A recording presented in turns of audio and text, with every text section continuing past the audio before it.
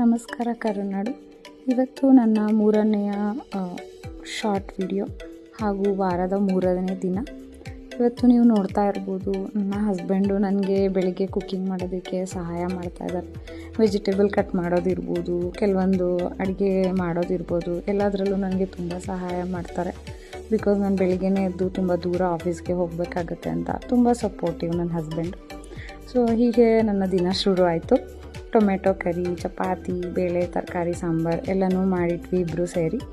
ಹಾಗೆ ಇವತ್ತು ನಿಮ್ಮ ಜೊತೆ ಒಂದು ಚಿಕ್ಕ ಸ್ಟೋರಿ ಅಂತಲೇ ಅನ್ಕೋಬೋದು, ಕತೆ ಅಂತಲೇ ಅನ್ಕೋಬೋದು, ನಾನು ಶೇರ್ ಮಾಡೋಕ್ಕೆ ಇಷ್ಟಪಡ್ತೀನಿ. ಎಲ್ಲೋ ಒಂದು ಕಡೆ ನನಗೆ ಈ ಒಂದು ಸಾರಾಂಶ ದೊರಕಿತು. ಸೊ ನಾವೆಲ್ಲ ಚಿಕ್ಕದ್ರಲ್ಲಿ ಆಟ ಆಡುವಾಗ ಅವಲಕ್ಕಿ ಪವಲಕ್ಕಿ ಕಾಂಜಿನ ಮಿಣಮಿಣ ಢಾಮ್ ಡೂಮ್ ಟುಸ್ ಪುಸ್ ಕೊಯಂ ಕೊಟ್ಟಾರ್ ಅಂತ ಒಂದು ಪದ್ಯ ಹೇಳ್ಕೊಂಡು ಆಟ ಆಡ್ತಾಯಿದ್ವಿ. ಸೊ ಅದ್ರದ್ದು ಸಾರಾಂಶ ನನಗೆ ಗೊತ್ತಿರೋ ಹಂಗೆ ತುಂಬ ಜನಕ್ಕೆ ತಿಳಿದಿರುತ್ತೆ. ಆ್ಯಕ್ಚುಲಿ ನನಗೆ ಇವತ್ತು ಗೊತ್ತಾಯಿತು. ಸೊ ಅದರ ಅರ್ಥ ಏನು ಅಂದರೆ, ಅವಲಕ್ಕಿ ಅಂದರೆ ಮನುಷ್ಯ ಬಾಲ್ಯದಲ್ಲಿ ಅವಲಕ್ಕಿ ತಿಂತಾ ಇದ್ದ, ಮನುಷ್ಯ ಬಾಲ್ಯದಲ್ಲಿ ಅವಲಕ್ಕಿ ತಿಂತಾನೆ. ಪವಲಕ್ಕಿ ಅಂದರೆ ದೊಡ್ಡವನಾದ ಮೇಲೆ ಪಾವಕ್ಕಿ ಅನ್ನ ತಿಂತಾನೆ ಅಂತ. ಕಾಂಚನ ಅಂತಂದರೆ ಯೌವನದಲ್ಲಿ ಕೆಲಸಕ್ಕೆ ಸೇರಿದ ಮೇಲೆ ದುಡಿಮೆಯಲ್ಲಿ ಕೈಯಲ್ಲಿ ದುಡ್ಡು ಓಡಾಡುತ್ತೆ ಅಂತ. ಮಿಣಮಿಣ ಅಂದರೆ ಕೆಲಸ ದುಡ್ಡು ಎಲ್ಲ ಇರುವಾಗ ಅವನ ಜೀವನದಲ್ಲಿ ಎಲ್ಲ ಮಿಣಮಿಣ ಎಂದು ಹೊಳೆಯುತ್ತಿರುತ್ತೆ ಅಂತ, ಅಂದರೆ ಜೋಶಲ್ಲಿರ್ತಾರೆ ಅಂತ. ಢಾಮ್ ಡೂಮ್ ಅಂದರೆ ಧಾಮ್ ಧೂಮ್ ಅಂತ ಜೀವನ, ಅಂದರೆ ಮದುವೆ ಧಾಮ್ ಧೂಮಾಗಿ ಮಾಡ್ಕೋತಾರೆ.